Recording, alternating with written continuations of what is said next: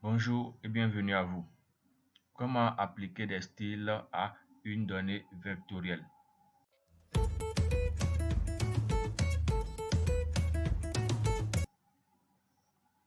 Il faudrait savoir qu'avec ArcGIS par défaut, les propositions de symbologie sont très minimes et il va falloir, en fonction de notre type de carte à réaliser, faire appel à un ensemble de symboles qui peuvent être très utiles pour rendre une carte compréhensible et accessible à tous. Comment faire cela? Commençons par différents types de données. Nous allons ouvrir une donnée ici de type polygonal. On a ici différentes sous-préfectures. Donc, si nous partons dans les options, ici en faisant un clic droit et propriétés, nous avons la possibilité à partir des propriétés de cette couche-là d'activer le menu ici symbologie. Et dans symbologie, si l'on voudrait ici un symbole unique, on peut ici choisir ce type-là, feature, et nous cliquons sur ici le symbole ici. Lorsque nous cliquons, nous avons accès à cette boîte de dialogue. Et nous pouvons aussi accéder à cette boîte de dialogue en cliquant directement sur le petit carré là, le petit rectangle. Lorsque nous cliquons, nous avons la possibilité d'avoir accès à cette même boîte de dialogue. Étant donné que ce sont des polygones, vous allez voir qu'il aura ici une liste de propositions. Et si nous voyons bien, avant de commencer les différentes options, on a l'expression extrait ici. Ce qui voudrait dire que les propositions ici qui sont faites appartiennent au pack extrait, puisque dans la notion de symbologie avec ArcGIS, on a différentes classes ou disons différentes catégories. Pour cette première catégorie, ici le titre est extrait. Si nous descendons un peu plus, l'on pourrait voir l'ensemble des possibilités qui s'offrent à nous. Parfois, nous voudrons appliquer un style qui n'est pas forcément proposé. On peut se permettre d'éditer, mais nous n'allons pas voir cela pour cette vidéo. Nous voudrons simplement appliquer d'autres styles qui existent déjà. Donc, pour ce faire, nous devrons cliquer sur style référence ici à ce niveau. Nous cliquons sur style référence, ce qui nous donne la possibilité ici de cocher les possibilités qui nous conviendraient. À retenir que les propositions ici qui sont faites ne sont pas obligatoirement à cocher dans l'ensemble. Il faudrait cocher celle qui correspond à notre type de réalisation cartographique. Cela facilitera ici le démarrage très rapide de ArcMap. Si vous cochez, disons, l'ensemble des possibilités, parfois ArcMap mettra assez de temps pour s'ouvrir puisqu'il va devoir calculer toutes ces ressources-là avant de pouvoir s'ouvrir.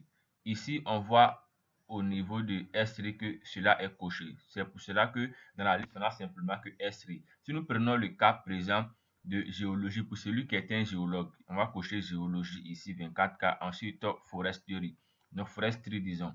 Donc on vient de cocher deux options au-delà de S3, ce qui va nous permettre d'avoir d'autres options ici qui permettront d'appliquer un style à notre donnée.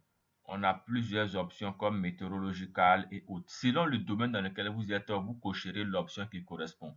Ensuite, on fait OK. Et nous pouvons ici, on voit ici le titre S. Si nous descendons un peu plus, on verra une seconde catégorie qui est appelée Forestry ici. Et dans Forestry, voici les différentes propositions qui sont là avec les titres correspondants. Primary Forest et autres. On peut ici avoir d'autres symbologie liée à cette notion de forêt-là. Donc, avec cette technique-là, vous pourrez appliquer un style dans le cas présent d'une donnée polygonale sur un ensemble de données ici. On a géologie, disons, avec les possibilités que l'on peut avoir. Pour chacune des options, on a le titre en bas avec un code qui permettra de le récupérer facilement. Donc, vous devrez faire recours à cette technique-là afin de pouvoir créer plus facilement des symbologies beaucoup plus dynamiques concernant le type de réalisation cartographique que vous avez. Donc, selon le type que vous allez cocher, vous voyez ici au niveau des météorologiques, on a les différentes options qui sont proposées. Cela est relatif aux données de type polygonal. Si nous avons d'autres types de données, les propositions vont varier. Pour les mêmes choix, les propositions vont varier. Si nous prenons le cas que cette donnée, si on veut appliquer ici les quartz ici. Si nous appliquons OK, on voit automatiquement qu'il applique le symbole.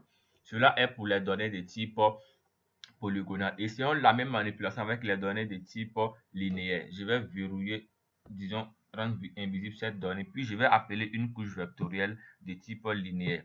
Ici, on a une donnée linéaire. Donc, on clique directement sur le symbole ici, ligne, ce qui nous donne la possibilité d'avoir accès à cet ensemble de formes, disons, de symboles. Et toujours inscrire coché.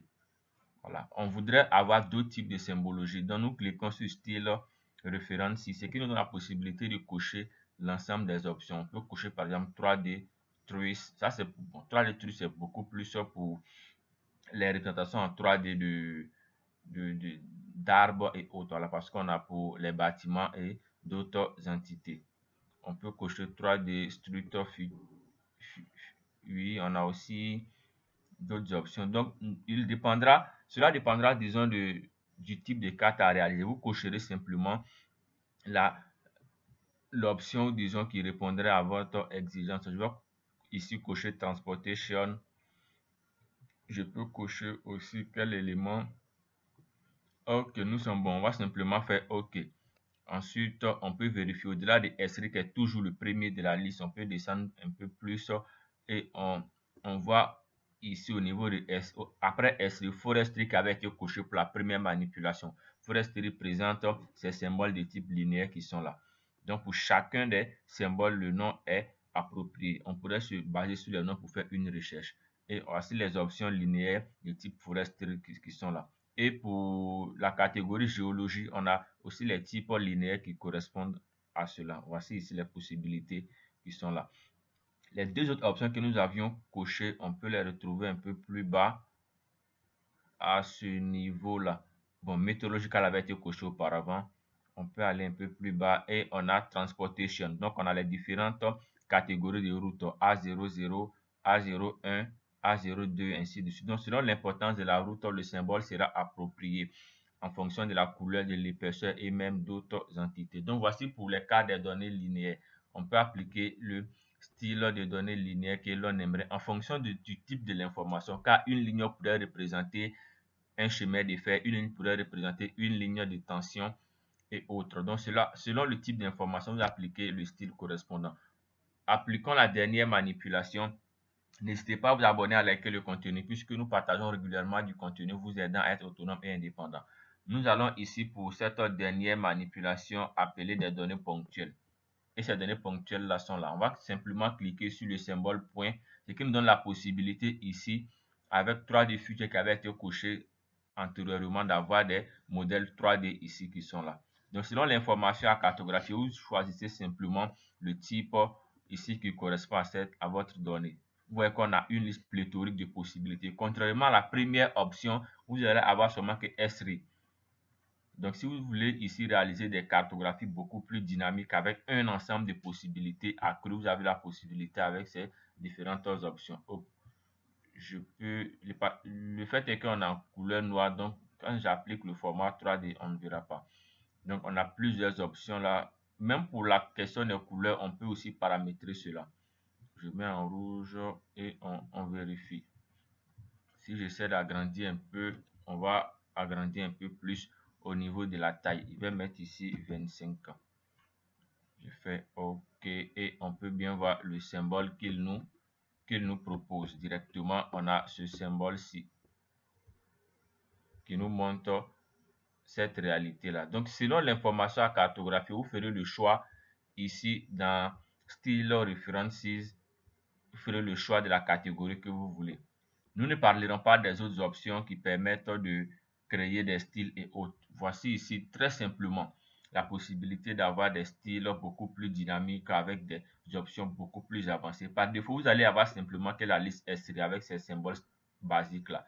Mais pour aller un peu plus loin, vous devrez faire appel à cette option qui est la style référence pour avoir l'ensemble des possibilités. Ici, on peut voir concernant la notion foresterie, voilà, les aéroports et autres, les voies ferrées, disons les autres options, disons, sont à ce niveau-là. Donc, quelle que soit l'information, vous devrez appliquer un style qui est approprié à la donnée, ce qui permettra de rendre la donnée compréhensible et accessible à tous. Merci et à très bientôt. Prenez soin de vous.